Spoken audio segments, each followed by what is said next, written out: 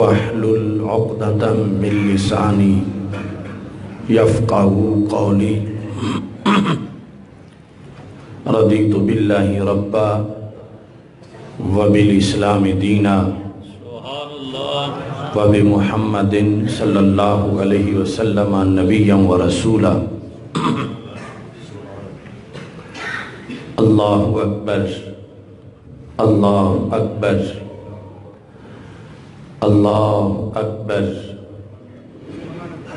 لبیک لبیک لبیک یا رسول اللہ صلی اللہ علیہ وسلم الحمدللہ الذی شرفنا بعید المیلاد والصلاة والسلام علی حبیبہ قرۃ العین والفؤاد وعلى آلہ واصحابہ الى ابد الآباد اما بعد فاعوذ باللہ من الشیطان الرجیم بسم اللہ الرحمن الرحیم لقد کان لکم فی رسول اللہ اسوۃ حسنہ صدق اللہ العظیم وصدق رسولہ النبی الکریم الامین ان اللہ وملائکتہ یصلون علی النبی یا ایہا الذین آمنوا صلوا علیہ وسلموا تسلیما الصلاة والسلام علیک یا سیدی یا رسول اللہ وعلی آلک واصحابک یا حبیب اللہ الصلاة والسلام علیک یا سیدی یا خاتم النبیین وعلی آلک واصحابک یا اول النبیین ویا آخر النبیین مولا صلی وسلم دائما ابدا علی حبیبک خیر الخلق کلہم منزہ عن شریک فی محاسنہ فجوہر الحسن فیہ غیر منقاسم محمد تاج رسول اللہ قاطبتا محمد صادق الاقوال والکلم محمد ذکرہ روح لانفسنا محمد شکرہ فرد علی الامم رب صلی وسلم دائما ابدا علی حبیبک خیر الخلق کلہم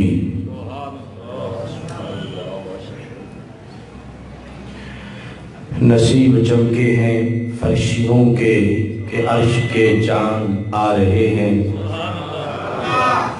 جھلک سے جن کی فلک ہے روشن وہ شمس تشریف لا رہے ہیں زمانہ بھر میں یہ قاعدہ ہے کہ جس کا کھانا اسی کا گانا تو نعمتیں ہم جن کی کھا رہے ہیں انہی کے ہم گیت گا رہے ہیں نثار تیری چہل پہل پہ ہزاروں عیدیں ربیع الاول سوائے ابلیس کے جہاں میں سبھی تو خوشیاں منا رہے ہیں اللہ تبارک و تعالی جل جلالہ وعم نوالہ وتم برہانہ وعظم شانہ وجل ذکرہ وعز اسمہ کی حمد و ثناء اور حضور سرور کائنات مفخر موجودات زینت بزم کائنات دستگیر جہاں غم گسار زمان سید سروراں حامی بے کساں قائد المرسلین خاتم النبیین احمد مجتبی جناب محمد مصطفیٰ صلی اللہ علیہ وآلہ وآصحابہ وبارک وسلم کے دربار بہربار میں ہدیہ درود و سلام عرض کرنے کے بعد السلام علیکم ورحمۃ اللہ وبرکاتہ رب ذوالجلال کا کروڑوں بار شکر ہے کہ اس نے ہمیں ہماری زندگی میں ایک بار پھر ربیع الاول شریف کی برکتیں اور سعادتیں عطا فرمائی ہیں۔ رب ذوالجلال کا کروڑوں بار شکر ہے کہ اس نے ہمیں عید بھی عطا کی ہے اور عید ماننے اور منانے کی توفیق بھی عطا فرمائی ہے۔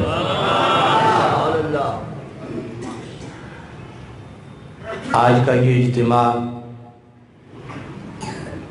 تحریک لبیک یا رسول اللہ صلی اللہ علیہ وسلم اور تحریک صراط مستقیم کے کارکن محمد عمر جلالی صاحب کی طرف سے عید میلاد النبی صلی اللہ علیہ وسلم کے سلسلہ میں انعقاد پذیر ہے، جس کی صدارت حضرت پیر سید محمد اقبال شاہ صاحب حافظہ اللہ تعالی فرما رہے ہیں۔ تحریک لبیک یا رسول اللہ صلی اللہ علیہ وسلم اور تحریک صراط مستقیم کے قائدین، علاقہ بھر کے علماء کرام، عاشقان رسول صلی اللہ علیہ وسلم جلوہ گر ہیں۔ میری دعا ہے خالق کائنات جل جلالہ ہم سب کی اس حاضری کو اپنے دربار میں قبول فرمائے۔ نبی اکرم نور مجسم شفیع معظم صلی اللہ علیہ وسلم کی آمد پر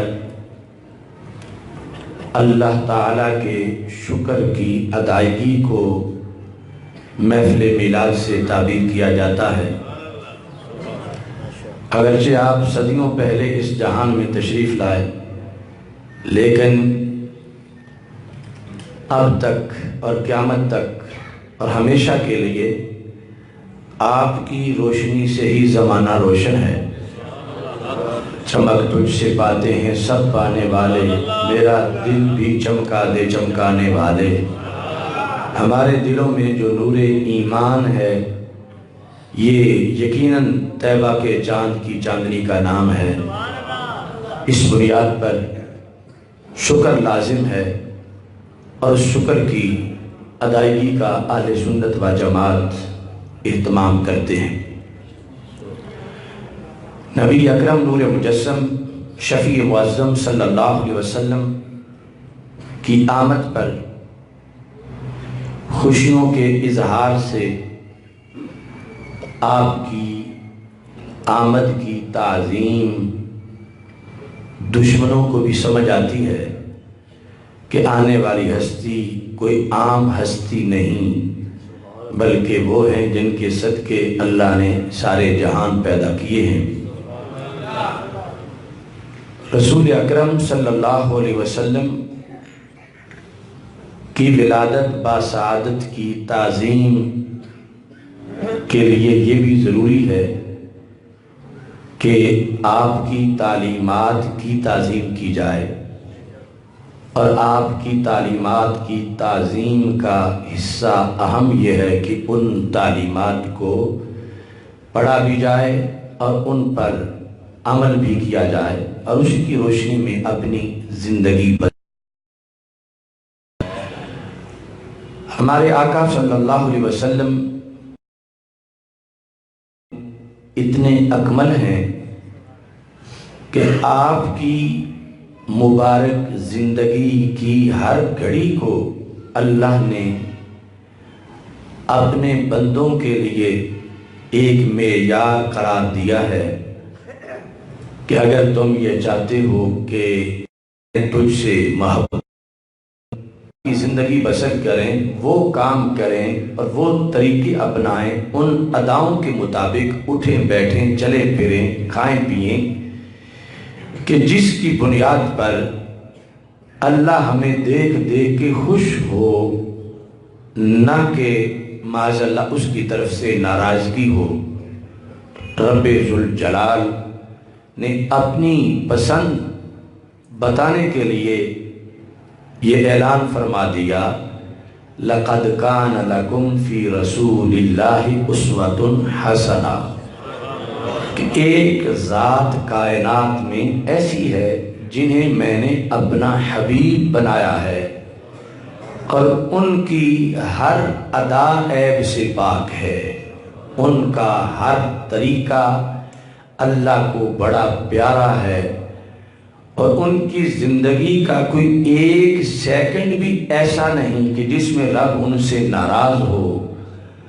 وہ زندگی کے جس لمحے میں بھی اے ایمان والو تمہیں ملتے ہیں جو اس وقت زندہ تھے جب قرآن نازل ہو رہا تھا، ان لوگوں کو اور قیامت تک کے لوگوں کو رب ذوالجلال نے یہ گارنٹی دی کہ ایسا ہو ہی نہیں سکتا کہ میرے حبیب کا کوئی کام ہو اور اس طرح تم کرو اور پھر تم مجھے پیارے نہ لگو۔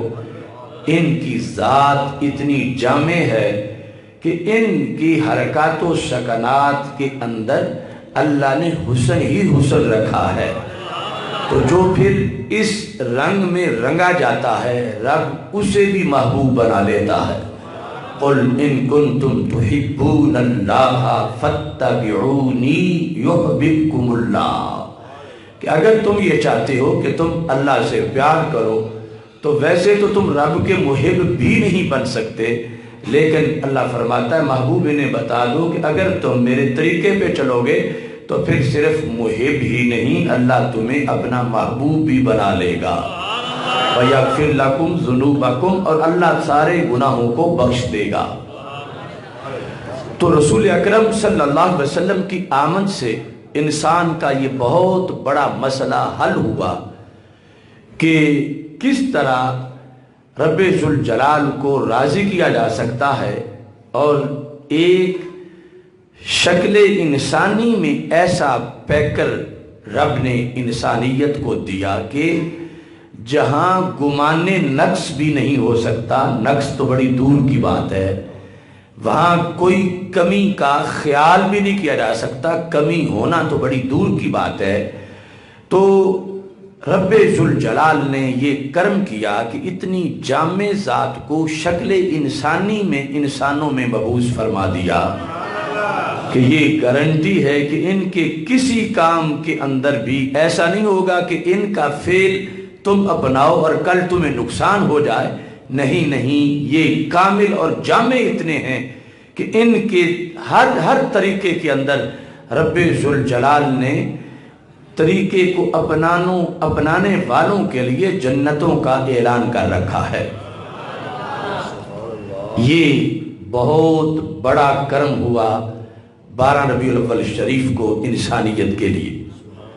اب دوسری طرف سے شیطان انسانوں کو جہنمی بنانے کا جو اس نے چیلنج کیا ہوا ہے، تو وہ پھر اپنی ساری کوشش اس پہ لگاتا ہے کہ یہ لوگ سنت نبوی سے معذلہ دور رہیں گے تو پھر جہنم میں جائیں گے، سرکار کے طریقے سے دور ہوں گے تو پھر میرے ہتھے چڑھیں گے اور پھر میں ان کو شکار کر سکتا ہوں۔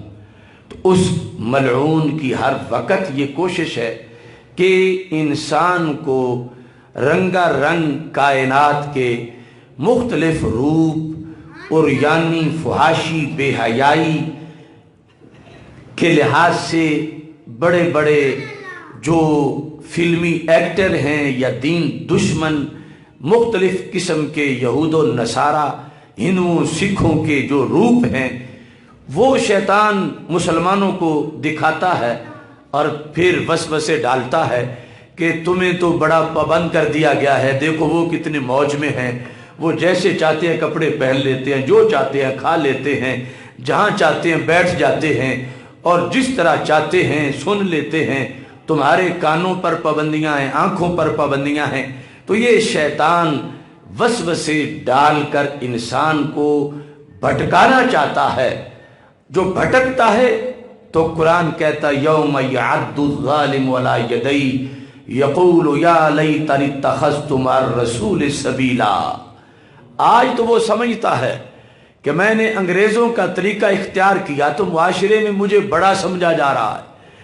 آج یہ ایک بیماری ہے حضرات و خواتین میں کہ ہم نے یورپ کی نقل اتار لی تو ہمیں بہت پڑھا لکھا شمار کیا جائے گا، لیکن قرآن آج بھی کہہ رہا ہے کہ قیامت کے دن ایسے لوگ اپنے ہاتھ خود کاٹ رہے ہوں گے اور ساتھ یہ کہہ رہے ہوں گے یا لیتنی اتخذت مع الرسول سبیلا، کاش کہ دنیا میں رسول کی سنت پہ چلتا، کاش کہ میں شیطان کے ہتھے نہ چڑھتا، کاش کہ وہ لوگ جو مجھے اسوہ حسنہ سے بھٹکا کر مختلف کنجروں اور فلمی سٹارز کے روپ کی طرف لے جا رہے تھے اور فیشن کے دلدل میں پھنسا رہے تھے، کاش کہ میں ان کی بات نہ مانتا، بلکہ حضرت محمد مصطفیٰ صلی اللہ علیہ وسلم کے طریقے کو میں پیش نظر رکھتا، زندگی بھی گزر جاتی، جنت بھی مل جاتی، دونوں کام ہو جاتے۔ تو اللہ نے قرآن کے اندر ہمیں یہ بتا دیا کہ شیطان نے مجھ سے وقت لیا ہوا ہے، اس نے تمہیں گمراہ کرنا ہے اور اس نے چیلنج کیا ہوا ہے تمہیں جہنم میں لے جانے کا، اور میں نے اپنے حبیب صلی اللہ علیہ وسلم کو بھیج کر تمہیں جنت کے سارے طریقے بتا دیے ہیں، اور پیچھے کوئی رکھا ہی نہیں کہ کوئی اور نبی آئے، سب کچھ انہوں نے بتا دیا ہے۔ اب تم نے اپنی زندگی غیروں کی طرح نہیں گزارنی، اللہ کے حبیب صلی اللہ علیہ وسلم کی سنت کے مطابق بسر کرنی ہے۔ صحابہ کرام رضی اللہ تعالیٰ عنہم نے اس سلسلہ میں عملاً ہمیں زندگی کے لحاظ سے پریکٹیکل کر کے دکھایا۔ ایک طرف تو رسول اکرم صلی اللہ علیہ وسلم کا لعاب دہن بھی ماتھے پہ لگاتے تھے۔ اذا امر رضی اللہ تعالیٰ عنہ کو مذاکرات کے لیے مکہ مکرمہ بھیجا گیا تھا، صلح حدیبیہ کے موقع پر، کنز العمال میں یہ حدیث شریف ہے کہ حضرت عثمان غنی رضی اللہ تعالیٰ عنہ جب وہاں جا کے اترے تو آپ کے چچا زاد بھائی ابان بن سعید نے آپ کا استقبال کیا، اور آپ کو اس لیے بھیجا گیا تھا کہ آپ کا اثر و رسوخ باقی سب سے زیادہ تھا اپنی وہاں جو ابھی حالت کفر میں برادری تھی اس کے لحاظ۔ تو آپ کے چچا زاد بھائی نے جب آپ کو دیکھا تو صرف یہ صحابہ کلمہ ہی نہیں پڑھتے تھے، کلمہ پڑھتے ہی جب پہلا سبق پڑھتے تھے تو اسی گھڑی عمل بھی شروع کر دیتے تھے۔ آج ہمارے لحاظ سے ایک المیہ یہ ہے کہ ایک تو ہم نے وراثت میں اسلام پایا، جو ایک لحاظ سے بڑی خوش قسمتی ہے، بڑی خوش نصیبی ہے کہ ایک سیکنڈ بھی ہم نے کفر و شرک میں نہیں گزارا، لیکن ایک لحاظ سے آزمائش بھی بڑی ہے کہ اگر کلمہ پڑھنے سے پہلے ہمیں بتا دیا جاتا کہ سوچ سمجھ کے کلمہ پڑھو، یہ شرطیں ہیں، ان شرطوں کے مطابق پھر زندگی بسر کرنی ہے، تم نے دکان بھی اسلام کے مطابق چلانی ہے، تم نے تجارت زراعت اسلام کے مطابق کرنی ہے، تم نے اپنے بال رکھنے مونڈنے اور کاٹنے کے لحاظ سے اسلام کو پیش نظر رکھنا ہے، تمہارے کپڑوں میں بھی تمہیں آزادی نہیں دی جائے گی کہ جیسے مرضی ہو ویسے، یعنی اس میں تو آزادی ہوگی کہ جس پسند کا تم اچھا نرم یا لے لو، لیکن اس کے لحاظ سے کہ وہ سطر اور پردے کے لحاظ سے ان کی جو شرائط ہوں وہ اسلام معین کرے گا۔ اب مرضی ہے تو کلمہ پڑھو اگر جنت جانا چاہتے ہو، اور اگر شیطان کا فٹ بال بننا ہے تو پھر سوچ لو۔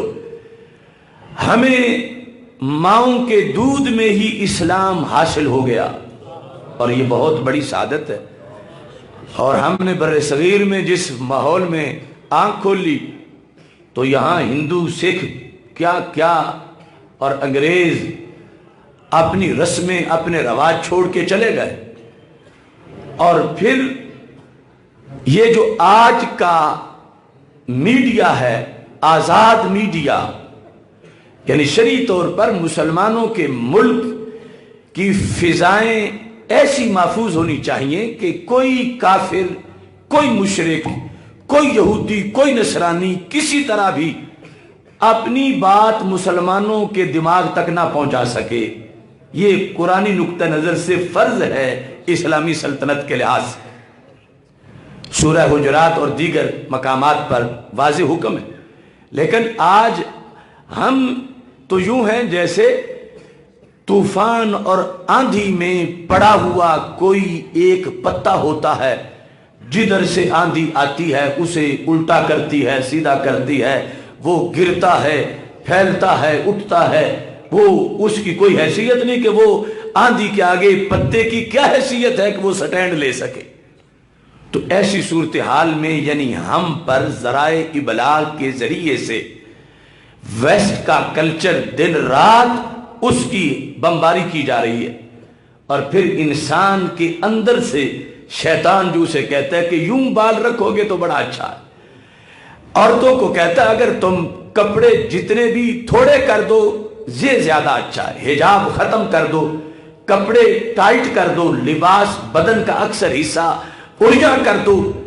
अब ऐसी कशमकश के अंदर हम अपनी जिंदगी बसर कर रहे हैं कि हमारी फिजाएं महफूज नहीं, ऐसे कि कोई चैनल, कोई किसी का लेक्चर, किसी इस्लाम दुश्मन कुव्वत की तरफ से कोई पैगाम हमारी नस्लों तक ना पहुंचे, ऐसा है ही नहीं। बल्कि अब तो मोबाइल की वजह से, पहले यह था कि टीवी घर में है, तो अब तो घर से आगे बढ़ के जेब में है, और उसके अंदर शैतान का सारा प्रोग्राम है कि जिसकी वजह से वो बंदे को चंद मिनटों में जन्मी बना देता है। ये आजमाइश है कि बंदा कलमा पढ़ने का ये मतलब है कि महबूब जो तुझे पसंद है वो मुझे पसंद है, यानी ये था कलमा पढ़ने का मतलब। लेकिन आज ये मतलब लिया जा रहा है इल्ला माशाअल्लाह कि मजहब का खाना पुर करने के लिए तो लफ्ज इस्लाम लिखना है, मजहब के खाने में कलमा इस्लाम पढ़ना है।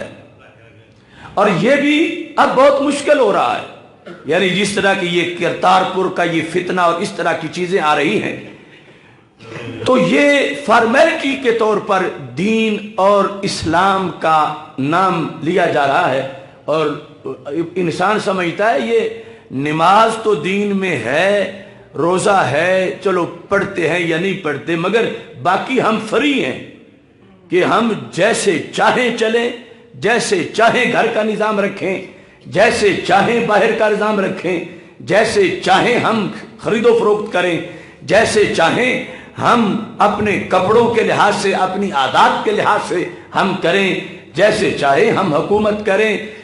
ये जो एक लिबरल अंदाज कौम में आ चुका है, ये सारे का सारा शैतानी खेल है, क्योंकि हमें हमारे आका सल्लल्लाहु अलैहि वसल्लम के लिहाज से रब ने कुरान में ये बताया कि मैंने क़यामत तक के मुसलमानों पर करम किया कि 12 रबीउल अव्वल शरीफ को मैंने वो हबीब दुनिया में भेज दिए कि जिनके तरीके के सिवा हर तरीका मैंने मुस्तरद कर दिया है, मैंने मरदूद कर दिया है, और उससे मुझे गुस्सा आता है। अगर तुम मुझसे फजल चाहते हो, करम चाहते हो, बख्शिश और रहमत चाहते हो, जन्नत चाहते हो, तो फिर कहीं और ना देखो, आंखें बंद करके मेरे महबूब की अदाओं को अपना लो, मेरी रहमत बढ़ के तुझे सीने लगा लेगी।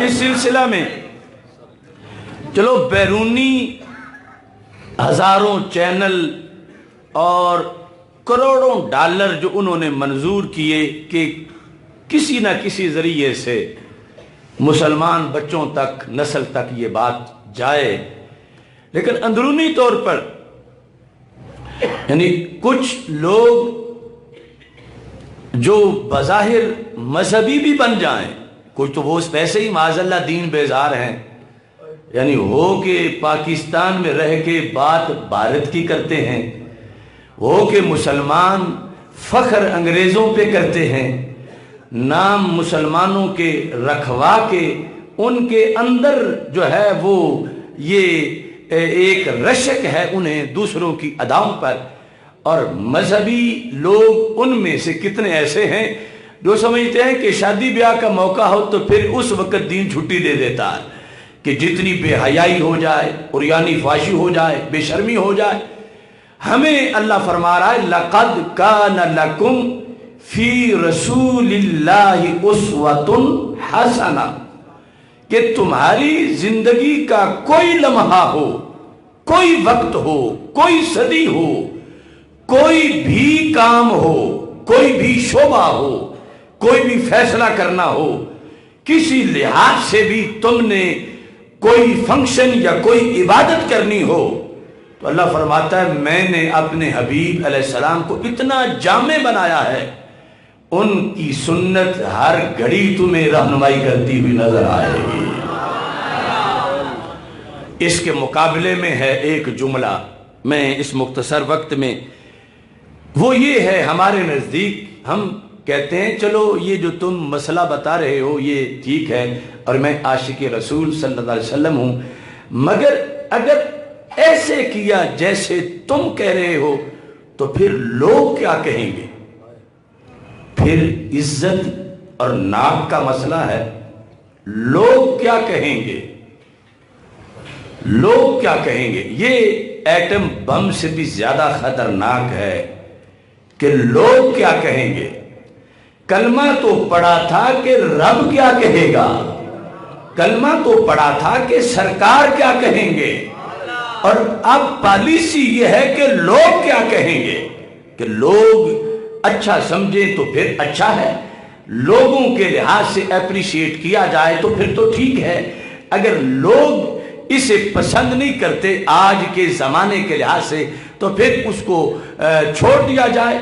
تو میں اس لحاظ سے اس آیت کے تحت صحابہ کرام رضی اللہ تعالی عنہم کا ایک ایسا سلسلہ آپ کے سامنے پیش کر رہا ہوں کہ جس میں میرے لیے اور آپ سب کے لیے رہنمائی ہے کہ آج ہم ایسے بھول میں پڑ گئے ہیں، اچانک جاگ آئے گی جب روح نکلنے کا وقت آ جائے گا، اور لیکن شریعت تو ہمیں کہہ رہی ہے آج لے ان کی پناہ، آج مدد مانگ ان سے، کل نہ مانیں گے قیامت کو اگر مان گیا۔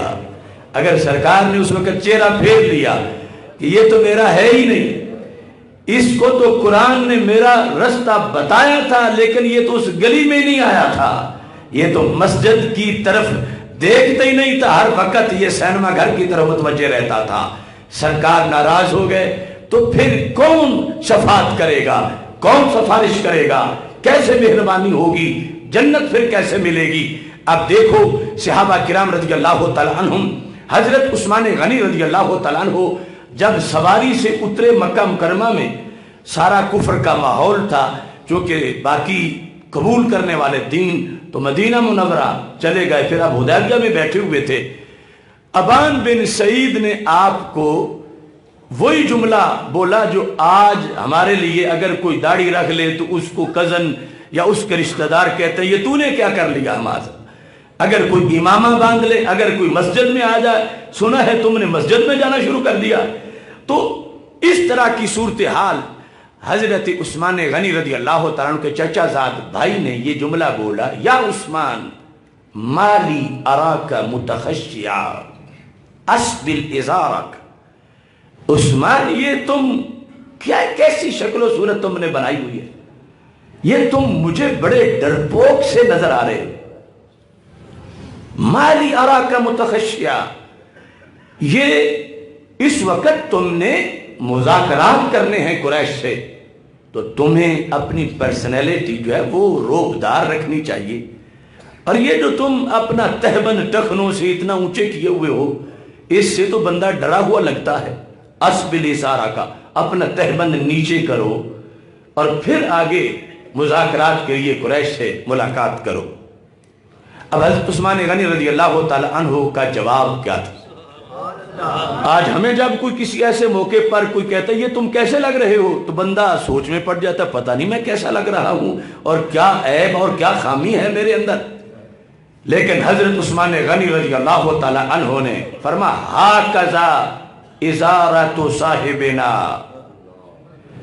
میں یہ نہیں دیکھتا کہ لوگ کیا کہیں گے اور لوگوں کے لحاظ سے میں کیسا لگ رہا ہوں، میں مطمئن ہوں اور میں خوش ہوں اور میں نہیں بدلوں گا طریقہ.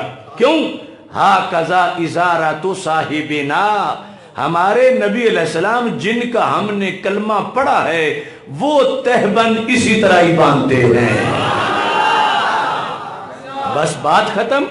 ہمارے نزدیک اس میں حسن ہے، ہمارے نزدیک اس میں جمال ہے، ہمارے نزدیک یہ کمال ہے. ہم غیروں کی انگلی اٹھانے پر سرکار کی سنت چھوڑ دیں، ایسا نہیں ہو سکتا، چونکہ ہم نے ان کا کلمہ پڑھا ہے اور ہم نے ان کو کامل مانا ہے. ہمارے نزدیک ان کی ہر ادا کمال کی ہے. تو ہم لوگوں کے کہنے پر اگر چھوڑیں، ان کی سنت کو چھوڑ کر غیروں کا طریقہ اپنائیں، تو اگرچہ ہم زبان سے نہیں بولیں گے، عمل بولے گا کہ اسے اپنے نبی کا طریقہ پسند نہیں، یہ غیر کے طریقے کو ترجیح دے رہا ہے. اور دیکھو یہ کتنا بڑا جرم بن جائے گا اور قیامت کے دن کتنی بڑی آزمائش بن جائے گی. تو حضرت عثمان غنی رضی اللہ تعالی عنہ کا یہ جملہ، یہ ہمارے لیے اس ایٹم بم کے حملے کے جواب کے لیے ہے کہ جب کوئی معاشرے میں کہتا ہے یہ داڑھی تمہاری، یہ تم کیسے لگ رہے ہو، یا کسی دختر اسلام نے برقع پہنا ہے، اسے کسی نے کہا سہیلی نے یہ تم کیسی لگ رہی ہو، تم تو بالکل قدامت پرست ہو، یہ تو پتھر کے زمانے کے لوگوں کی ادائیں ہیں. تو آگے سے اسلام کے فرزند اور اسلام کی بیٹی کو یہی جواب دینا چاہیے کہ ہاکذا امرنا رسول اللہ صلی اللہ علیہ وسلم. ہم نے کلمہ زمانے کا نہیں پڑھا، ہم نے کلمہ رب کے حبیب کا پڑھا ہے. لبیک لبیک لبیک یا رسول اللہ، لبیک لبیک لبیک یا رسول اللہ، لبیک لبیک لبیک یا رسول اللہ، لبیک لبیک لبیک یا رسول اللہ. ایسے ہی حضرت عمر فاروق رضی اللہ تعالی عنہ کے عہد میں حضرت جسامہ رضی اللہ تعالیٰ عنہ روم کے بادشاہ کے دربار میں جس طرح کے وفد بھیجنے کی اجازت تھی، تو بطور وفد ڈیلیگیشن کے وہاں پر مذاکرات کے لیے گئے. تو انہوں نے بڑا ٹھاٹھ باٹھ بنایا ہوا تھا، بہت بڑی سٹیٹ تھی، اپنے گمان میں سپر پاور تھی.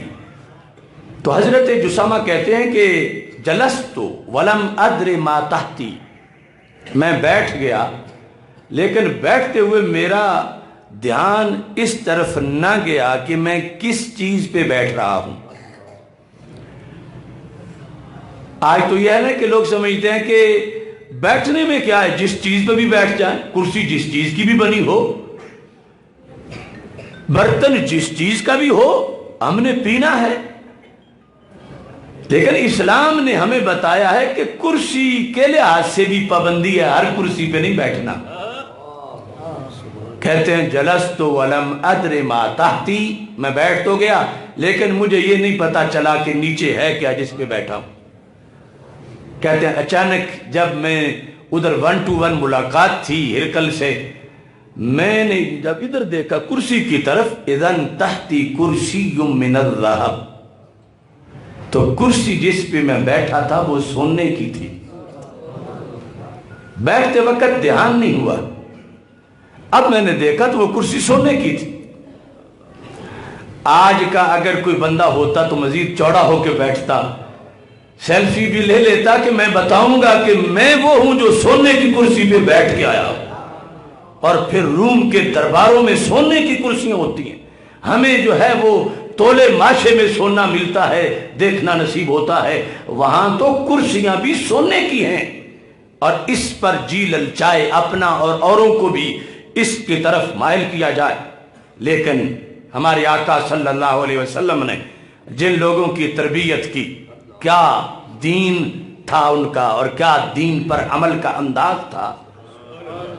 حضرت جسامہ رضی اللہ تعالی عنہ کو فیصلہ کرنے میں کوئی دیر نہیں لگی، فوراً اٹھ کے کھڑے ہو گئے. یہ نہیں کہ ادھر ادھر دیکھتے رہتے اٹھوں کہ نہ اٹھوں. فیصلہ کرنے میں ملاقات کا وقت گزر جاتا، آخری منٹ میں 2-3 میں اٹھ کے کہتے لے تو بیٹھنے نہیں تھا، فوراً اب اٹھ کے کھڑے ہو گئے۔ اب جب فوراً کھڑے ہوئے تو بادشاہ روم کو بڑا تعجب ہوا کہ میرے ساتھ جو لوگ ملاقات کے لیے آتے ہیں وہ تو وقت کو غنیمت سمجھتے ہیں اور میرا منہ دیکھتے رہتے ہیں، اور جو اس سونے کی کرسی پہ ہم بٹھاتے ہیں وہ ہمارے سونے کی چمک میں مرعوب رہتا ہے۔ یہ ایسا شخص بے نیاز ہے، اسے پتہ ہی نہیں کہ میں اس کی طرف دیکھ رہا ہوں اور یہ اوپر کھڑا ہو گیا ہے، اب میں اوپر دھیان کروں اس کی طرف۔ اس نے کہا لما نزلت عن الذی اکرمناک بہ، تم عجیب ہو، جو تمہارے ریسپیکٹ میں ہم نے کرسی رکھی تھی تم اس سے اٹھ کے کھڑے کیوں ہو گئے ہو؟ یعنی اسے یہ بھی تھا کہ شاید یہ چٹائیوں پہ بیٹھنے والے اور پتوں کے بچھونوں والے انہیں کیا خبر کہ کرسیاں سونے کی بھی ہوتی ہیں، اور یہ سونے کی ادب کے لیے اٹھ کے کھڑے ہو گئے ہیں کہ یہ تو سونا، اس پر نہیں بیٹھنا چاہیے تھا۔ لما نزلت عن الذی اکرمناک بہ، کیوں اٹھے ہو اس سے؟ تو آپ نے فرمایا سمعت رسول اللہ صلی اللہ علیہ وسلم ینہی عن مثل ھذا، میں نے اپنے کانوں سے سنا تھا اپنے نبی علیہ السلام سے، جن کے کہنے پر ہم نماز پڑھتے ہیں، روزہ رکھتے ہیں، حج کرتے ہیں، زکوٰۃ دیتے ہیں، انہوں نے ہمیں سبق پڑھاتے ہوئے کرسی پر بیٹھنے کا بھی سبق پڑھایا تھا اور فرمایا تھا کہ سونے کی کرسی پہ بیٹھنا حرام ہے۔ تو میں تو سرکار کے فرمان کے لیے اٹھ کے کھڑا ہو گیا۔ تو کتنا ڈیفرنس ہے۔ وہ سمجھ رہا تھا شاید سونے کی شان کے لیے، تو صحابی نے کہا سونے کی شان کے لیے نہیں، سونے کے فرمان کے لیے کہ نبی اکرم نور مجسم شفیع معظم صلی اللہ علیہ وسلم نے ہمیں منع کیا ہے۔ تو یہ نہیں کہ ہم صرف نماز روزے والا دین تو ان سے لے لیں اور باقی اپنی مرضی کریں، یا سرکار کے سامنے تو ہم عمل کریں اور سرکار کے وصال کے بعد روم کے درباروں میں جا کر ہم ان کی چمک کے سامنے جھک جائیں۔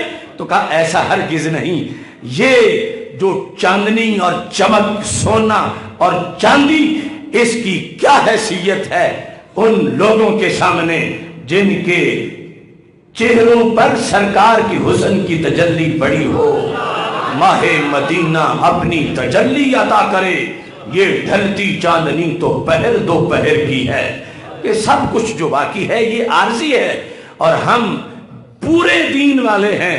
ہمارے دین نے ہمیں ہر شے کا سبق دیا ہے، اور اس کے مطابق زندگی بسر کرنے کی وجہ سے ہمیں امتوں کا سردار بنایا ہے۔ اور اس سرداری کی بنیاد پر اگرچہ کوئی معمولی سا بھی کام ہوگا، لیکن وہ ہے اگر سرکار کی سنت صلی اللہ علیہ وسلم، تو ہم یہ نہیں دیکھیں کہ یہ فرض نہیں، واجب نہیں، یہ تو صرف سنت ہے۔ ہمیں سنت کی تعظیم کا بھی حکم دیا گیا ہے، اور سنت کی تعظیم کے لحاظ سے ساتھ یہ بتایا گیا ہے کہ جو سنت چھوڑتا ہے سرکار کی شفاعت سے محروم ہو جاتا ہے۔ تو اس بنیاد پر کہا کہ یہ دین ہمارے آقا صلی اللہ علیہ وسلم کی طرف سے جو صحابہ کو سکھایا گیا، اس کامل دین کے لیے ہمیں یہ وراثت ملی ہے۔ اور یاد رکھیں، عمل نہ کرنا کسی سنت پر بہت بڑی محرومی ہے، لیکن اس سے بھی بڑی بدبختی یہ ہے کہ جب کوئی ہمارے آقا صلی اللہ علیہ وسلم کی سنت کی توہین کرے۔ سنت کی توہین کفر ہے، یعنی ویسے تو کفر بڑا مشکل جا کے بنتا ہے۔ سرکار کی سنت اگر کوئی اپنا نہیں سکا غفلت کی وجہ سے، محرومی ہے، مگر کافر تو نہیں۔ مگر اگر سرکار دو عالم صلی اللہ علیہ وسلم کے کسی طریقے پر وہ تضحیک کرتا ہے، مذاق اڑاتا ہے، تو شریعت اس عمل پر بہت سخت ایکشن لیتی ہے۔ مثلا داڑھی کوئی رکھ نہیں سکا تو یہ اس نے واجب جو شریعت کا واجب تھا اور ثابت بالسنہ ہے، سرکار کا طریقہ ہے، وہ اس نے ترک کیا۔ لیکن اگر وہ اس کی توہین کرتا ہے تو پھر یوں ہے جیسے قرآن کی توہین کر رہا ہے، سرکار دو عالم صلی اللہ علیہ وسلم کی توہین کر رہا ہے، اللہ تعالیٰ کی الوہیت کی توہین کر رہا ہے۔ تو اس بنیاد پر یہ تعظیم نبی ہے صلی اللہ علیہ وسلم کہ جہاں سرکار کے عشق میں نام آئے تو انگوٹھے چوم کے آنکھوں پہ لگا کر ہم بتاتے ہیں کہ عام نام نہیں، یہ بڑا خاص نام ہے۔ سرکار کی آمد پر ہم جشن منا کر کائنات کو بتاتے ہیں کہ عام شخص کی ولادت کا موقع نہیں، نبیوں کے سلطان کی آمد کا موقع ہے۔ لبیک لبیک لبیک یا رسول اللہ، لبیک لبیک لبیک یا رسول اللہ، لبیک لبیک لبیک یا رسول اللہ۔ ایسے ہی یعنی یہ لازم ہے کہ ہم اپنے عمل سے، اپنے کردار سے یہ بتائیں کہ سرکار کے ہوتے ہوئے اور کوئی آنکھوں میں جچتا ہی نہیں۔ تو اگر دعویٰ یہ ہے کہ سرکار کے ہوتے ہوئے آنکھوں میں کوئی نہیں جچتا تو پھر سرکار کے طریقے کے ہوتے ہوئے اور طریقہ پھر کیوں جچتا ہے؟ اس طریقے پر انسان کیوں مجبور ہو چکا ہے؟ جبکہ سرکار صلی اللہ علیہ وسلم کے طریقے نے تو قیامت کے دن سفارش کرنی ہے، اور اگر نہیں چلے گا تو قرآن کہتا یوم یعد الظالم علی یدیہ، قیامت کے دن اپنے ہاتھ کاٹے گا، کاش کہ دنیا میں مجھے میرے نبی کی سنت کوئی بتا دیتا تو آج میں ابو جہل عتبہ شیبہ کہ وہ عذاب کے خانے کی طرف مجھے نہ دھکیلا جاتا۔ اس بنیاد پر عزت وہ ہے جسے دین عزت کہے، ذلت وہ ہے جسے قرآن ذلت کہے۔ حضرت عمر رضی اللہ تعالیٰ عنہ جب یروشلم کی طرف جا رہے تھے اور یہ بڑا منفرد قسم کا موقع تھا کہ اسلام نے بہت بڑا مرکز فتح کر لیا تھا اور قبلہ اول پر اسلام کا جھنڈا لہرانے لگا تھا۔ حضرت عمر رضی اللہ تعالیٰ عنہ سواری پہ تھے اور ساتھ حضرت ابو عبیدہ رضی اللہ تعالیٰ عنہ جو خود بہت بڑے صحابی عشرہ مبشرہ میں سے ہیں وہ بھی موجود تھے۔ تفسیر ابن کثیر اور دیگر بہت سے ماخذ میں ہے سامنے پانی آ گیا تو اس کو کراس کرنا تھا تو اونٹنی سے نیچے اتر کے اپنے جوتے پکڑے تاکہ پار گزریں۔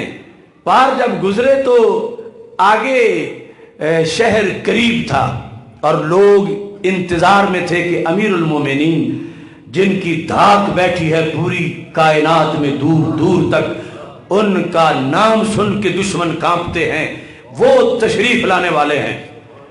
تو وہ امیر المومنین حضرت عمر رضی اللہ تعالی عنہ آپ نے اپنے جوتے خود ہی پکڑے ہوئے تھے۔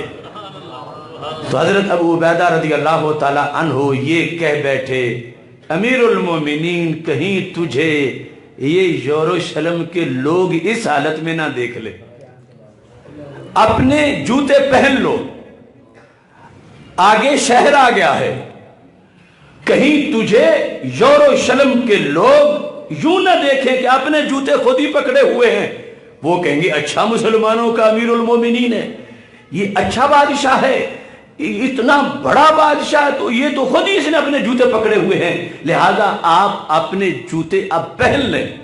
صرف اتنی بات ہوئی تو حضرت عمر رضی اللہ تعالی عنہ نے کہا لولا انت ابو عبیدہ لضربتک حتی جعلتک نکالا لامت محمد صلی اللہ علیہ وسلم۔ فرمایا اگر تم ابو عبیدہ نہ ہوتے، چونکہ تم پہلے اللہ کی طرف سے بڑے انعام پا چکے ہو اور تمہیں اسلام نے کئی باتوں میں مستثنا کر دیا ہے، لیکن اگر تم ابو عبیدہ نہ ہوتے، تمہاری جگہ کوئی اور ہوتا تو اس بات پر میں مار مار کے تجھے نشان عبرت بنا دیتا کہ تم مجھے یہ سمجھاتے ہو کہ لوگ کیا کہیں گے، تو کہا کلمہ ہم نے لوگوں کا کب پڑھا ہے، جن کا کلمہ پڑھا ہے ہم نے تو انہیں پیش نظر رکھنا ہے۔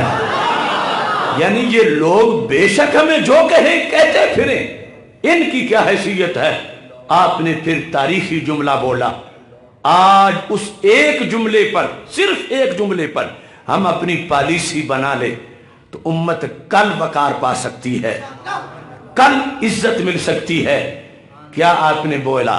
کہتے ہیں کننا اذل قوم، او ابو عبیدہ ہم تو ذلیل ترین لوگ تھے۔ ازل سپرلیٹو ڈگری، کننا اذل قوم، ہم ذلیل ترین لوگ تھے۔ اور اس ذلت کی کئی وجوہات تھیں جو خود اپنے منہ سے وہ کہہ رہے تھے، حالانکہ عہد جاہلیت میں بھی سردار تھے۔ ہم ذلیل ترین لوگ تھے، بتوں کی پوجا کرتے تھے، ہم ذلیل ترین لوگ تھے، حلال حرام کی تمیز نہیں تھی، ہم ذلیل ترین لوگ تھے۔ فَأَعَزَّنَا اللَّهُ بِالْإِسْلَامِ، ہم ذلیلوں کو عزت ملی ہے تو اسلام سے ملی ہے۔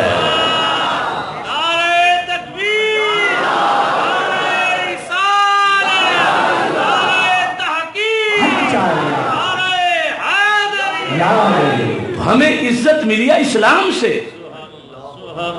اور یہاں ہی وہ وادی دجنان سے جب آپ کا گزر ہوا تھا، مکہ مکرمہ کے قریب وادی ہے، تو آپ نے اپنے جو نئے دوست تھے، چونکہ جس وقت آپ امیر المومنین تھے اس وقت کی بات ہے، تو ظاہر ہے کہ پرانے ساتھی وہ اس وقت ساتھ نہیں تھے، یہ ینگ جنریشن۔ آپ نے فرمایا یہ وہ وادی دجنان ہے جہاں میری حیثیت ایک چرواہے کی تھی، اور ابا جی کان فظاً غلیظا، بڑے سخت مزاج تھے، اور میری ڈیوٹی ہوتی تھی اونٹوں کو چرانا، تو مجھ سے 5 اونٹ بھی سنبھالے نہیں جاتے تھے، اور ابا جی سے مجھے جھڑکیاں پڑتی تھیں۔ کہا کروڑوں سلام ہو ماہ مدینہ کو کہ ان کا غلام بنا ہوں، تو 5 اونٹ کیا میں نے مشرق و مغرب کو ایک لائن میں کھڑا کر دیا ہے۔ اب میری دھاک بیٹھی ہے کہ نیل بھی میری بات مانتا ہے۔ اب زمین پر زلزلہ آ جائے میں ایڑی مار کے کہوں کیوں کانپتی ہے، اگر میں نے عدل نہیں کیا تو کانپ لے، اور اگر کیا ہے تو میں کانپنے نہیں دوں گا، تو زمین کا زلزلہ ختم ہو جاتا ہے۔ تو یہ حضرت عمر رضی اللہ تعالی عنہ کہتے ہیں عزت ہمیں ملی اسلام سے۔ تو پھر فرمایا مہما نطلب العزت بغیر ما اعزنا اللہ اذلنا اللہ، کا سن ابو عبیدہ، اگر کسی زمانے میں مسلمانوں نے یہ سمجھ لیا کہ عزت اس طریقے میں ہے جو اسلام سے ہٹ کے ہے، ہمیں تو عزت ملی اسلام سے، اور اگر کبھی مسلمان یہ سوچ گئے کہ عزت تو ہے غیروں کے طریقے میں، عزت تو ہے دوسروں کے طریقے میں، تو عمر کہنے لگے پھر ذلت آنے میں بھی دیر نہیں لگے گی۔ ہمیں عزت ملی کہ ہمارے نام سے کیسر و کسرا کانپتے ہیں، ہمیں غلبہ ملا، اور کہا مسلمانوں کبھی بھی غیروں کے طریقے پر تمہاری رال نہ ٹپکے، کیونکہ اگر ان کا طریقہ اپناؤ گے تو عزت واپس چلی جائے گی، پھر ذلت آ جائے گی۔ آج جس ذلت کا امت مسلمہ کو سامنا ہے، وہ کشمیر میں ہو، وہ فلسطین میں ہو، وہ برما میں ہو، وہ ہر جگہ کہ دین بے گھر ہے، اسلام غریب الوطن ہے، اور امت مسلمہ پر کسی نہ کسی طرح ڈائریکٹ یا انڈائریکٹ انگریز کا نظام ہے، اور یہود و نصارہ اور ہنود کی سازشوں کے نیچے امت پس رہی ہے۔ یہ عزت کیوں گئی کہ سرکار کا طریقہ چھوڑا، رشتہ وفا کا نام محمد سے توڑ کے یہ قوم آ گئی ہے تباہی کے موڑ پہ۔ اب یہ ربیع الاول شریف کا مہینہ اور آمد مصطفیٰ صلی اللہ علیہ وسلم کے جلسے ہم سے یہ تقاضا کرتے ہیں کہ ہم اپنے انداز سے بھی 12 ربیع الاول شریف کی تعظیم کریں، چراغاں سے بھی محفل میلاد سے بھی، جلوس سے بھی، جلسے سے بھی، نعروں سے بھی، لنگر سے اور آرائش و ذبائش سے، لیکن وہ جو ہمیں آرائش و ذبائش اپنے چہرے پہ سرکار کی تعظیم کی کرنی ہے، اس کا سارا حسن تو داڑھی میں ہے، وہ تو سارا سنت کے اندر ہمارے لیے روشنی موجود ہے۔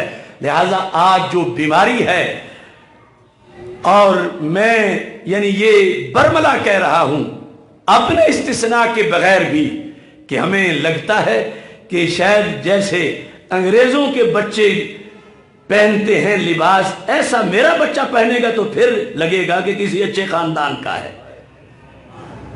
جو انگریز کر رہے ہیں ایسے اگر ہم شادی بیاہ پہ کریں گے تو پھر لگے گا کہ یہ کھاتا پیتا بندہ ہے۔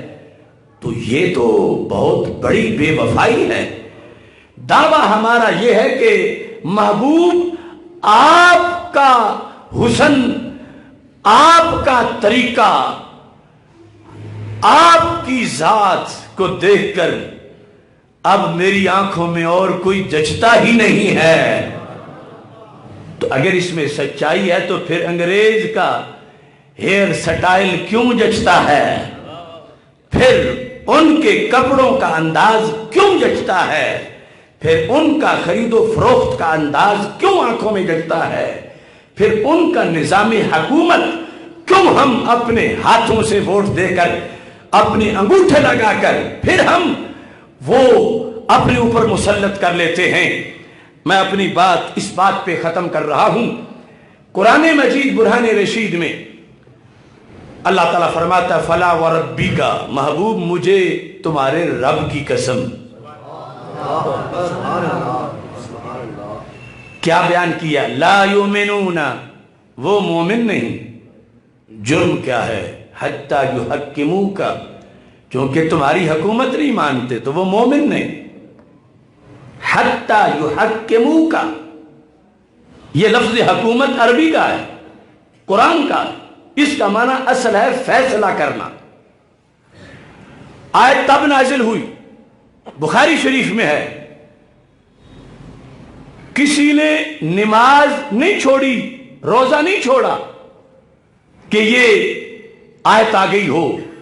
حالانکہ اس کی پابندی کتنی ضروری ہے۔ کسی کام کو بھی ڈی گریڈ کرنا مقصد نہیں، صرف یہ بتانا مقصد ہے کہ ہم کچھ چیزوں کو ہائی لائٹ کر چکے ہیں کہ صرف یہ دین ہے اور باقی موج ہے جیسے ہم کر لیں۔ تو یہ آیت کھیت کو پانی لگانے کے مسئلے پر جس نے سرکار کے فیصلے کے خلاف بات کی تھی، رب نے اس کے کافر ہونے پر آیت نازل کر دی تھی۔ بخاری شریف میں ہے، اترتا تھا پانی، بارش ہوتی تھی تو پہاڑوں میں پانی بہہ کے جو سنگریزوں کے میدان ہوتے تھے اس کے اندر وہ پانی اکٹھا ہو جاتا تھا، پھر آگے نالے میں چل کے کھیتوں کی طرف جاتا تھا۔ تو اس سلسلہ میں ہمارے آقا علیہ السلام کی ذری پالیسی یہ تھی کہ پہلے جس کا کھیت ہے پانی وہ لگائے گا، پھر اگلا، پھر اگلا، پھر اگلا۔ تو پہلے کھیت تھا حضرت زبیر رضی اللہ تعالیٰ عنہ کا، کہ جو ہمارے آقا علیہ السلام کے پھوپھی کے بیٹے ہیں، عشرہ مبشرہ میں سے۔ اگلا کھیت تھا ایک منافق کا، دعوے دار ایمان کا تھا، اور نماز روزے کی وجہ سے اتنا منافقت کا پتہ نہیں چلتا جتنا نظام مصطفیٰ سے نفاق کا پتہ چلتا ہے، فیصلے سے، حکومت سے۔ اب کبھی بھی نمازوں کے مسئلے میں، روزے کے مسئلے میں اس گندے بندے کا گند نہیں ظاہر ہوا، اس نے سب کچھ اندر چھپایا ہوا تھا اور مومن شمار ہو رہا تھا، نمازیں پڑھ رہا تھا، روزے رکھ رہا تھا، مگر اس فیصلے پر پھٹ گیا۔ کہتا ہے دیکھو جی انہوں نے اپنے پھوپھی کے بیٹے کو پانی زیادہ ٹائم لگوا دیا ہے۔ یہ بات ہوئی کہ ادھر سے جبریل آ گئے اللہ کا قرآن لے کر، فلا وربک، محبوب مجھے آپ کے رب کی قسم۔ یہ ایک شان نزول ہے، لا یؤمنون، یہ مومن نہیں۔ حتی، یہ وہ لفظ حتی ہے جو تم کہتے ہو نا مثال کے طور پر آخری حد بیان کرنے کے لیے کہ ہم ایسے بچے کو انعام دیں گے، پوزیشن پہلی ہو، حافظ قرآن بھی ہو، حتیٰ کہ تہجد گزار بھی ہو، یہ ہے حتیٰ۔ تو پوچھا جا رہا تھا رب صرف نمازیں پڑھ لیں تو مومن ہیں؟ فرمایا نہیں۔ روزے رکھ لیں؟ فرمایا نہیں۔ حج کریں؟ فرمایا نہیں۔ تو مومن کیسے ہیں؟ حتیٰ یحکموک فیما شجر بینہم، میرے نبی اپنے جھگڑوں میں تمہارے فیصلے کے سامنے جھک جائیں تو پھر مومن ہیں۔ تو سرکار کا فیصلہ ہے کہ داڑھی رکھنی ہے، سرکار کا فیصلہ ہے کہ یہ کام اس طرح کرنا ہے۔ اب آج ہمیں کہا جاتا ہے کہ یہ جو قرآن ہے بڑا اچھا ہے اور ہم بھی عاشق رسول علیہ السلام ہیں، ہمارا بھی یہ دین ہے، لیکن یہ حکومت کے مسئلے پر یہ جو فیصلوں کے لحاظ سے ہماری مجبوریاں ہیں، اور یہ سمجھو ہماری بس اس کام کی ہمیں چھٹی دے دو تم، اور باقی قرآن ہم سر پہ رکھتے ہیں، قرآن ہم ختم پڑھتے ہیں، قرآن ہی کے لحاظ سے سارا طریقہ نماز روزے کا پوچھیں گے، لیکن یہ فیصلوں کے لحاظ سے ہمیں مجبور نہ کرو۔ تو اس فیصلے کو ہی تو اللہ بتا رہا ہے کہ فیصلہ نبی پاک کا مانو گے تو پھر مومن ہو۔ اگر کہو کہ فیصلہ سرکار کا چوم کے الماری میں رکھ دو مگر عمل انگریز کے فیصلے پہ ہوگا، اور کہو ہم نے کوئی نماز کا انکار کیا، ہم نے کوئی روزے کا انکار کیا، ہم نے تو یہی کہا ہے نا کہ ایوان ہم اپنی مرضی سے چلائیں گے، ہم نے تو یہی کہا ہے نا تجارت ہمیں خود کرنے دو، ہم اپنی پالیسی خود بناتے ہیں، ہم نے تو یہی کہا ہے نا کوئی تمہارا مسلح تو نہیں چھینا تم سے کہ مسجد میں ہم جماعت کرائیں گے، تم جماعت کراؤ، تم فتویٰ دو، تم تراویح پڑھاؤ، تم جمعہ پڑھاؤ، ہمیں حکومت کرنے دو۔ اللہ فرماتا ہے یہ نماز روزہ یہ دین ہے، لیکن مسلح کی امامت چھوٹی ہے اور ملک کی امامت امامت کبریٰ ہے، اور وہ امامت کبریٰ خلفائے راشدین نے کی ہے، اور وہ حکم سرکار کا ہے، اور اگر سرکار کے حکم کو سرد خانے میں رکھ کر کوئی دوسرا حکم چلایا جائے تو نماز بھی نہیں قبول ہوتی، روزہ بھی قبول نہیں ہوتا۔ یہ مفتی کا فتویٰ نہیں ہے، رب کا قرآن ہے۔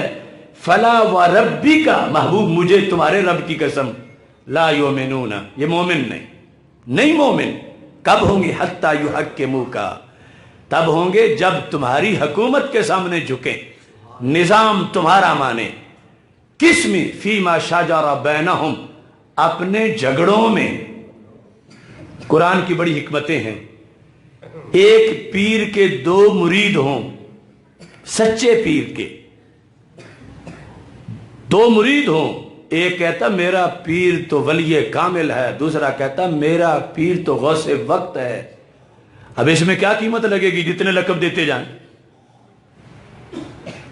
آزمائش تب ہوگی جب آپس میں دونوں کا پیسوں کا جھگڑا ہو گیا اور فیصلہ پیر صاحب پہ آ گیا، اور پیر صاحب نے جب فیصلہ کیا ان دو مریدوں میں جو دونوں ہی ایک دوسرے سے بازی لے رہے ہیں اپنی محبت پیر صاحب کے ساتھ ظاہر کرنے میں، اب جب ایک کے خلاف فیصلہ ہوا، کروڑ روپے اسے دینا پڑا دوسرے کو، تو اگر یہی عقیدت کی بتی بجھ گئی کہ نہیں پیر صاحب نے پھر اس کی سائیڈ لی ہے، نہیں میں فیصلے سے مطمئن نہیں ہوں، اب وہی جو کہتا تھا میرا پیر غوث ہے قطب ہے، اگر فیصلے پر ہی آ کے دل کھٹا ہو گیا تو پھر تو عقیدت پھر فراڈ کی تھی۔ اس وقت زبان سے بولنے میں کیا خرچ ہو رہا تھا غوث قطب کہتے ہوئے، پتا تو اب چلنا تھا کہ پیر کی بات کتنی مان رہا ہے اور فیصلہ مانتا ہے یا نہیں مانتا۔ تو یہ پیر اور یہ مرید تو چھوٹی سی بات ہے، ادھر ہیں اللہ کے حبیب حضرت محمد مصطفیٰ صلی اللہ علیہ وسلم، آپ کا فیصلہ یہ امتیاز کرتا ہے کہ دل سے کون مانتا ہے اور اوپر سے کون مانتا ہے، آپ کی تعلیمات سے پتہ چلتا ہے۔ اب وہ جس نے کہا تھا پھوپھی کے بیٹے کو پانی زیادہ لگوا دیا ہے، رب نے کہا مومن نہیں، کہا گیا نماز پڑھتا ہے، اللہ فرماتا نہیں نمازوں کا یہاں لحاظ نہیں، پہلے نبی کا فیصلہ مانے پھر نماز معتبر ہے. اور اگر فیصلے کے سامنے کہے بٹ آئی تھنک، میں سوچتا ہوں، میری رائے یہ ہے، میں یہ کہتا ہوں، جو جملہ آج ہزاروں لوگ ٹی وی پہ بیٹھے کر رہے ہیں، جو جملہ ہزاروں لوگ پارلیمنٹ میں بول رہے ہیں، یعنی وقتاً وقتاً اپنے عہد میں، اس کو تو کوئی سمجھتے ہی نہیں کہ ہم غلطی کر رہے ہیں. یعنی اسلام سامنے ہے اور بٹ آئی تھنک اپنی رائے دینے میں کوئی قباحت محسوس نہیں کرتے. یہ جو کفر ہے، لا یؤمنون حتی یحکموک، نبی آپ کی حکومت مانے پھر صرف زبان پر ہی خلاف لفظ نہ لائیں، ثم لا یجدوا فی انفسہم حرجا مما قضیت ویسلموا تسلیما. فرمایا حکم تمہارے خلاف آ جائے اللہ کے رسول علیہ السلام کا، وہ جو سامنے بیٹھے تو اس وقت یا آج فیصلہ کرتے وقت قاضی کہ یہ آیت ہے، یہ حدیث ہے، دو جو سامنے ایک کے حق میں فیصلہ دوسرے کے خلاف ہے. اب جب خلاف آیا اور آیا اپنے نبی کی حدیث کے ذریعے سے، تو اب یہ اگر کہتا ہے کہ نہیں فیصلوں میں تو ہمیں چھٹی دے دو، نماز قرآن کے مطابق پڑھیں گے، تو اللہ فرماتا ہے ایسی نمازیں ہم قبول نہیں کرتے. فیصلہ مانو اور ماننے کے بعد زبان سے اس کے خلاف کچھ نہ کہو، اشارتاً کنایاتاً. اور صرف زبان سے ہی نہیں، رب فرماتا ہے دل میں بھی خلاف نہ سوچو. پابندی دیکھو اللہ کی طرف، ثم لا یجدوا فی انفسہم حرجا، اپنے دل کے اندر بھی کبھی یہ کھٹکا نہ آئے کہ اصل فیصلہ تو دوسری طرح ہونا چاہیے تھا، یہ فیصلہ صحیح نہیں ہوا. زبان پر نہیں لا رہا، دل کے اندر کہ اسلام نے تو ہمارا نقصان کروا دیا ہے، یہ جو سنت کے فیصلے نے تو ہمارا نقصان کروا دیا ہے. زبان پہ نہیں لا رہا، دل میں لا رہا ہے. تو اگرچہ ہم آج دنیا میں تو اسے مسلمان ہی سمجھتے رہیں گے جب زبان پر نہیں لایا، لیکن جس نے جنت دینی ہے وہ دل جانتا ہے. جس نے قرآن نازل کیا ہے اس نے کہا ہے کہ میں نے چیک کرنا ہے. قیامت کے دن جب یہ بندہ کہے گا رب میں نمازی، میں حاجی، میں پرہیزگار، ساری زندگی میں نے اتنے لوگوں کو افطاری کرائی، اتنے لوگوں کو میں نے سماجی خدمت کی، تو اللہ تعالیٰ فرمائے گا ٹھیک ہے سب کچھ کیا، مگر اس کا ریلیف تب ملنا تھا جب وہ سارے کام قبول ہوتے. اور قبول اس لیے نہیں ہوئے کہ تو نے میرے نبی صلی اللہ علیہ وسلم کے ایک فیصلے کے خلاف دل میں سوچا تھا. اور میں اس وقت بھی جانتا تھا، میں اس وقت بھی حی قیوم تھا، تیرے دل کا ہر خیال میرے سامنے تھا. آج سب کچھ تیرا مسترد ہے، تو جہنمی ہے، کیونکہ تو نے میرے نبی کی حکومت کو تسلیم نہیں کیا تھا. اگرچہ دل میں ثم لا یجدوا فی انفسہم حرجا مما قضیت، نبی جو آپ فیصلہ فرما دیں اس کے خلاف دل میں خیال بھی نہیں آنا چاہیے. وَيُسَلِّمُوا تَسْلِيمًا، اور سر تسلیم خم کر جائیں تو پھر مومن ہیں. ورنہ اللہ فرما رہا ہے کہ ہم ان کو مومن نہیں سمجھتے. یہ شہادت گاہ الفت میں قدم رکھنا ہے. لوگ آسان سمجھتے ہیں مسلمان ہونا. آج کئی گرو نانک کے گیت گاتے پھر رہے ہیں. آج تو وہ زمانہ آ گیا، کرتارپور جا کے کوئی عظمتوں کے حصول کے لیے بیٹھے ہیں، داڑیاں، سادات، کیا کیا. جب ایک شرکیہ جملہ بولا جائے اور اس پر سکوت اختیار کیا جائے تو دل سے نور ایمان رخصت ہو جاتا ہے. ایک بندہ 1000 سجدہ خدا کو کرے، صرف ایک سجدہ بت کو کر دے، سب پہ پانی پھر جاتا ہے، زندگی بھر کی نمازوں پہ پانی پھر جاتا ہے. تو ایمان اور اسلام کے لحاظ سے ہمارے پاس قانون ہے، ہمارے پاس ضابطہ ہے.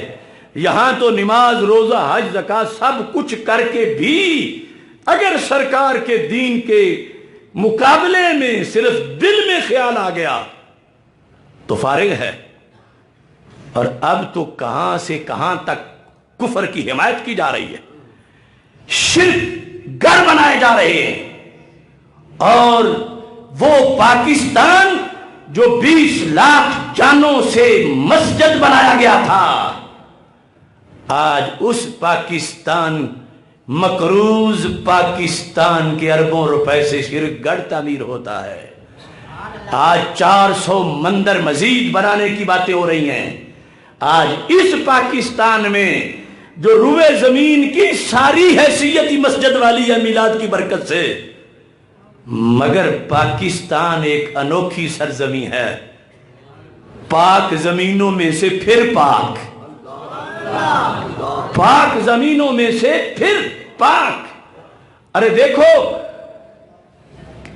اگر ہم جھنڈے دیکھیں ملکوں کے تو تجھے کلمہ نظر آئے گا سعودی عرب کے جھنڈے پہ، ملک کے جھنڈے پہ کلمہ ہے، لیکن اگر نعرہ سنا آج تک کہ سعودی عرب کا مطلب کیا، لا الہ الا اللہ، کبھی سنا؟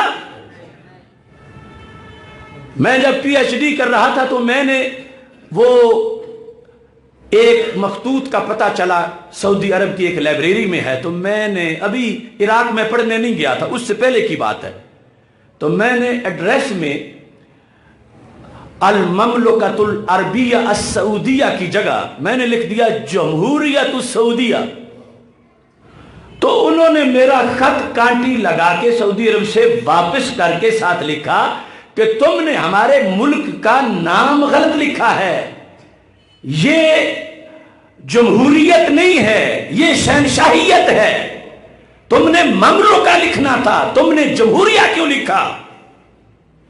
تو انہیں اپنی شہنشاہت کی بے ادبی پر جو بے خبری میں ہو گئی اس پر بھی اتنا گھمنڈ ہے۔ تمہیں سعودی عرب کا مطلب کیا، لا الہ الا اللہ، آج تک تمہارے کانوں نے نہیں سنا ہوگا، یا کسی نے سنا ہے تو مجھے بتا دو، لیکن یہ تو تمہارے بچے بچے کی زبان پر ہے۔ پاکستان کا مطلب کیا، لا الہ الا اللہ، دستور ریاست کیا ہوگا، لا الہ الا اللہ، دستور ریاست کیا ہوگا، محمد رسول اللہ۔ یہ کوئی معمولی بات تھی جو بر صغیر کے مسلمانوں نے 3 صدیوں میں جانیں 20 لاکھ دے کے یہ ملک بنایا۔ ہم جو کہتے ہیں نا مدینہ منورہ کا عکس جمیل ہے، تو وہ سٹیٹ جو ہمارے نبی علیہ السلام نے قائم کی تھی، آج والوں کی نہیں بات کرتے۔ ہاں وہ مقدس جگہ تو 1-1 انچ مقدس ہے جہاں ہم چاہتے ہیں کہ اپنے کلیجے جوڑ کے اعتکاف کریں، لیکن ہم اس راج کی بات نہیں کرتے جو یہود کی حمایت اور برطانیہ کے ٹینکوں سے قبضہ ہوا مرکز میں، تبھی تو پوری دنیا میں اسلام مسلمان کمزور ہو گئے۔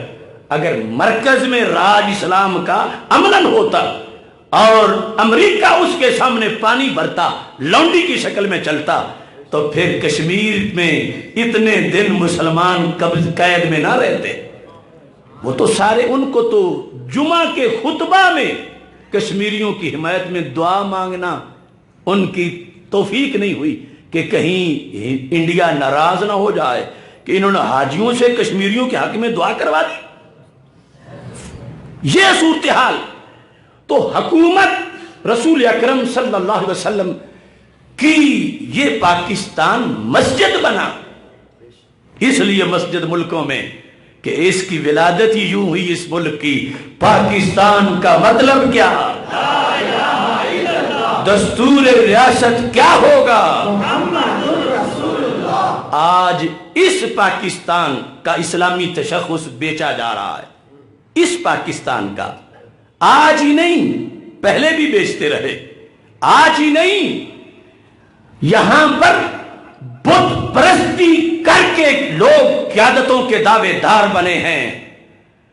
کراچی میں مورتی کے سامنے جھکا ہوا بلاول ہو، یا ہولی کے جلسے میں تقریر کرتا ہوا نواز شریف ہو کہ رحمان اور بھگوان میں کوئی فرق نہیں، یا پھر آج کا عمران خان ہو، یہ سب گند ہیں اور ایک ہی بدی کے کئی روپ ہیں۔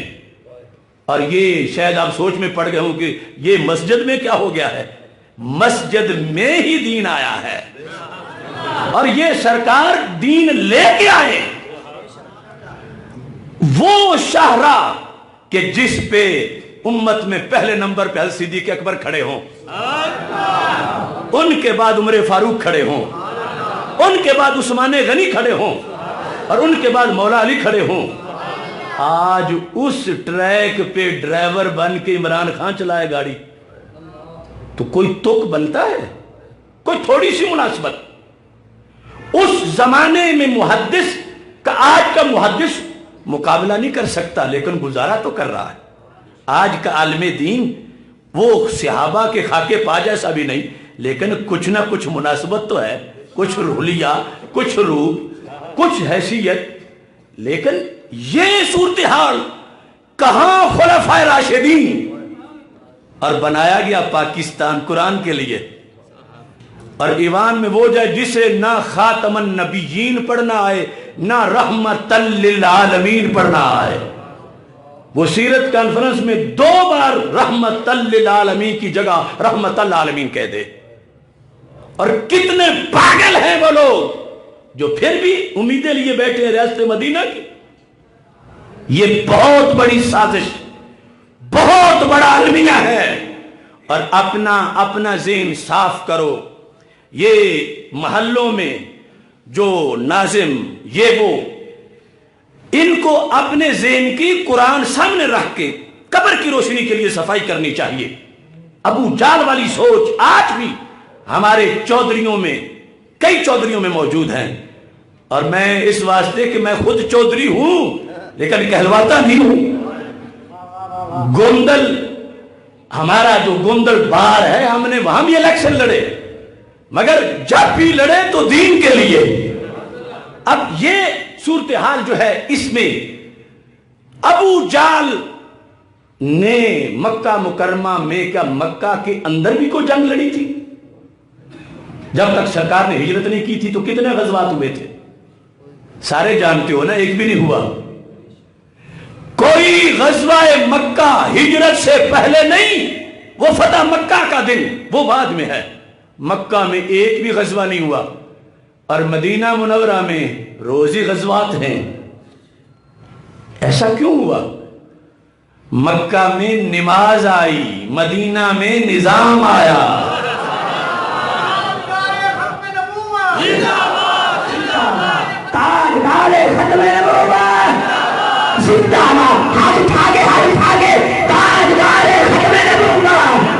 بس میری بات سن لو چونکہ بہت آگے لیٹ ہو رہا ہوں. حضرت صاحب دعا کر دیں گے بعد میں. صرف یہ ذہن میں اس کا جواب کہیں سے ڈھونڈ کے لاؤ کہ جب دشمن تھوڑے بھی ہوں اور ہمسائے بھی ہوں اس وقت ان کو مارنا آسان ہوتا ہے کہ دور چلے جائیں اور زیادہ بھی ہوں تو پھر مارنا آسان ہوتا. بتاؤ تو صحیح, جب قریب ہوں اور تھوڑے ہوں تو مکہ میں صحابہ کی تعداد تھوڑی سی تھی. یعنی وہ بھی تھا نا دن جب ابھی صرف 20 تھے, جب صرف 40 تھے, جب صرف 100 تھے. اور حویلی کے ساتھ حویلی ہے. یہ جو ابو جال کا کمینہ گروپ نکلا تھا کہ ہم بدر میں جا کے لڑیں گے اور ان کو ختم کریں گے, بڑا خطرہ بن گئے ہمارے لیے معاذ اللہ. تو انہیں اس وقت یہ سوچ کیوں نہ آئی کہ جب مسلمان ساتھ بھی تھے, یعنی اسی مکہ شہر میں اور تھوڑے سے تھے اور راتوں کو ہی اٹھتے معاذ اللہ اپنا برا ارادہ لے کر. ایسا نہیں ہوا. کیوں نہیں ہوا؟ وہ سمجھتے تھے کہ یہ ہیں نماز والے, تو نماز ہمارے بتوں کو سجدہ نہیں کرتے, نہ کریں. چودراہٹ تو ہماری ہے نا, راج ہمارا ہے, فیصلہ ہمارا ہے. مکہ کی وادی میں نظام میرا چلتا ہے. ابو جہل کوئی بات نہیں, کیونکہ بتوں سے ان کا جو پیار اس پیار کا مقابلہ نہیں کر سکتا جو بندوں کو اللہ سے ہے. انہوں نے کہا یہ نہیں ہوتی, ان کی پرستش نہ ہو. مرنے مارنے پہ نہیں آئے, چھوٹی موٹی ہوتی رہی کاروائیاں, غزوہ نہیں ہوا. لیکن جب اسلام گیا مدینہ منورہ تو اسلام نے اپنی سیاست کا اعلان کر دی. کیونکہ آیا تھا سیاست. سیاست کا یہ مطلب نہیں جو آج کا گندہ معنی ہے. بخاری میں ہے کہ سیاست سرکار نے نبیوں کا شعبہ بتایا ہے. اب وہاں جس وقت قانون بن گئے, نظام بن گئے, اب ابو جال کو ہوش آیا کہ یہ صرف مسجد والے نہیں, یہ اقتدار والے بھی ہیں. اب یہ تو ان کے فیصلے جاری ہوں گے. ابو جال کو کوئی نہیں پوچھے گا لہذا خطرہ ہے کہ کہیں آ کر یہ ادھر چڑھائی نہ کر دیں، وہاں جا کے ان کو ختم کرو قبل اس کے کہ ادھر آئیں۔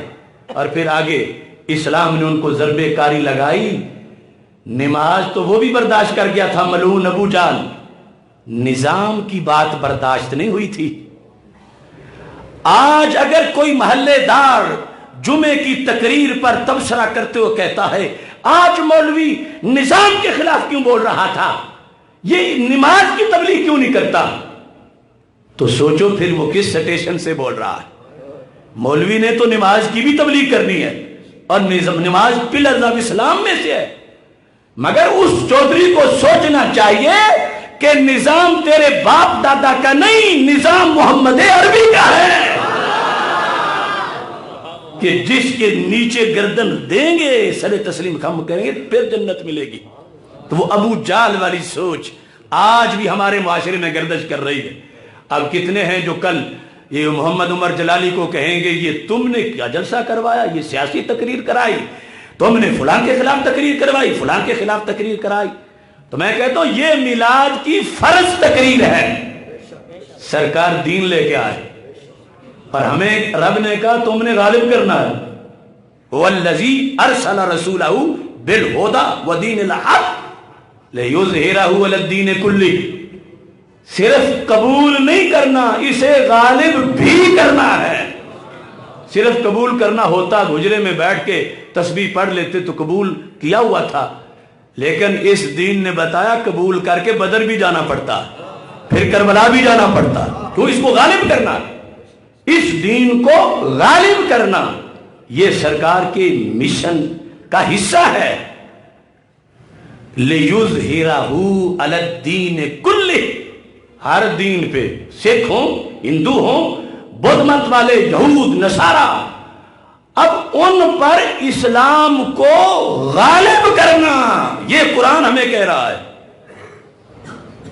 یا مقروض پاکستان کے اربوں روپے لگا کے ان کے دین کی تشہیر کرنا اور ان کے دین کا چرچا کرنا اور ان کی رضا کے لیے خود تو عمر بھر نماز میں بھی سر نہ ڈھانپے، ان کے رومال سر پہ لینا اور وہاں پر وہ باتیں کرنا اپنی تقریروں میں جو قرآن سے ٹکرا رہی ہیں، تو ایسی صورتحال میں ہماری ذمہ داری بنتی ہے۔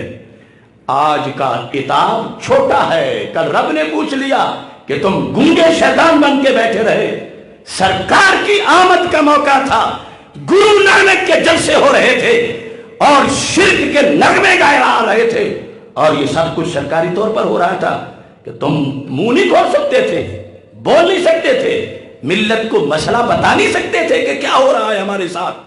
اس واسطے لِيُظْهِرَهُ، تاکہ اس دین کو ہر دین پہ غالب کیا جائے۔ تو میں نے غلبے کی بات کی ہے اور یہ ہر جگہ ہو رہی ہے اور کر رہے ہیں، ہمیشہ سے آخری سانس تک انشاءاللہ کرتے رہیں گے، چونکہ مسجد کا پہلا خطبہ ہی یہ ہے، پاکستان کی مسجد کا بھی اور اس مسجد کا بھی، کہ ہم نے اس جگہ اپنا دین غالب کرنا ہے، جس کے لیے 20 لاکھ جانیں دی تھی۔ دین کیا کرنا ہے؟ آج یہ بھی فتنہ ہے کہ امت کے بعد لوگوں کو یہ بھی یاد نہیں کہ ہمارا کام کیا ہے، ہمارا دھیان کرنا۔ جاء الحق وزہق الباطل، حق آیا، کون لایا؟ محمد عربی صلی اللہ علیہ وسلم، دین آیا، پھر آ کے کیا واپس چلا گیا؟ نہیں، اس نے قیامت تک اور ہمیشہ کے لیے واپس نہیں جانا۔ اس وقت جائے گا جب قیامت برپا ہوگی، تو جس طرح سانپ واپس جاتا ہے، الدین یعرض الی الحجاز، لیکن اب تو وہ وقت نہیں آیا۔ دین آیا، بالیقین آیا، ہاں آگے کہیں کمزور ہوا، کہیں مغلوب ہوا، تو ہمیں کہا کہ لیظہرہ، دین غالب کرو، دین غالب کرو۔ آئے ہوئے دین کو غالب کرنا یہ امت کا مشن ہے۔ لیظہرہ، اعلائے دین، احیاء دین، اقامت دین، تفہیم دین، یہ ڈیوٹی ہے ہماری۔ دین لانا ڈیوٹی نہیں، آئے ہوئے دین کا چھا جانا یہ ڈیوٹی ہے۔ تو وہ چھائے گا کیسے اگر ابھی تک یہی نہیں پتا لیڈروں کو بھی آیا دین آیا یہ نعرہ قرآن و سنت کے خلاف ہے. محمد عربی دین لائے. کیا کسی کی حیثیت ہے کہ اس کا نام لیا جائے؟ محمد عربی آئے دین لائے یہ قرآن کہہ رہا ہے. کیا مجال ہے؟ کیا پدی کا شوربہ کہ کسی لیڈر کو کہا جائے کہ وہ دین لایا. دین آیا. اب اگر کسی میں کچھ ہے تو وہ کہہ دین چھایا، تاکہ اس کے غلبہ کے لیے جو قرآن کے لفظ ہیں جو حدیث ہے چھایا چھایا چھایا ہاتھ اٹھا کے چھایا چھایا چھایا چھایا چھایا چھایا. دیکھو نا فیض آباد کے شہداء کی سالانہ تقریبات ہم کر رہے ہیں. کہاں گیا خون ان عاشقوں کا؟ کیا جنگل میں رات میں مارے گئے تھے؟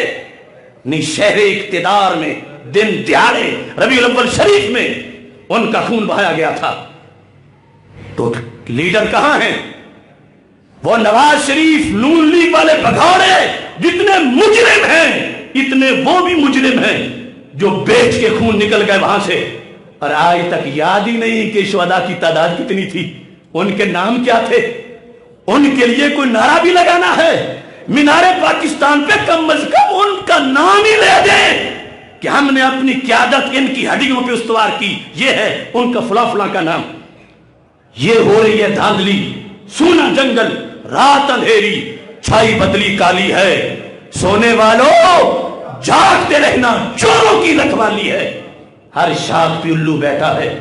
ان جامع گلستان کیا ہوگا؟ وہ لبرل سوچ داڑھی کے بغیر ہو تو عمران خان ہوتا ہے، داڑھی والی ہو تو فضل الرحمان ہوتا ہے. اور پھر ریاست مدینہ سے جتنا تعلق عمران خان کا ہو سکتا ہے اتنا ہی دین کی خدمت سے ان کا تعلق ہو سکتا ہے جو فیض آباد میں خون بیچ کے آ گئے. اس واسطے ہوشیار رہو، ایسے مداریوں سے ایمان نہ بیچو. اپنے دین اپنے خدا کے ساتھ جو وفا نہ کر سکے اور اپنے آپ کو خدا کہہ بیٹھے، نبی ان کو کہا گیا تو ان کی غیرت میں جوش نہ آیا. کس منہ سے آج وہ قیادت کے دعوے دار بنے پھرتے ہیں؟ پہلے کم از کم اپنے آپ کو فتاوی رضویہ کی عدالت میں سے تو کلیئر کرا لے. اعلی حضرت نے کہا اگر کوئی کسی پر لفظ خدا بولے بمعنی رہنما تو پھر بھی کافر ہے، کیونکہ اللہ صرف خدا ہے. اور اگر کوئی سن کے اپنے بارے میں جس طرح فیض آباد میں کہا گیا خدا اور ایک نے کہا دوسرا بیٹھ کے سنتا رہا تو اللہ نے کہا وہ بھی کافر ہے. اور پھر فرمایا جو ان کے کفر میں شک کرے وہ بھی کافر ہے.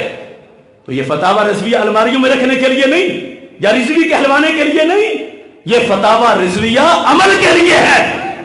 اور جو گردن اس کے سامنے کڑائے گا ہم اس کی پاؤں کے نیچے رکھیں گے، کیونکہ یہ دین غالب کرنا یہ اللہ کی طرف سے ہماری لگائی گئی ڈیوٹی ہے.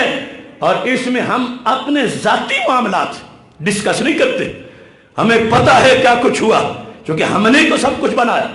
ہم نے کبھی کسی کی ٹانگوں کے تانے کسی کو نہیں دیے، لیکن جب دین سے بغاوت کرے وہ اپنا ہو یا بیگانہ اس کو الٹا کرنا یہ ہماری ڈیوٹی ہے. لبیک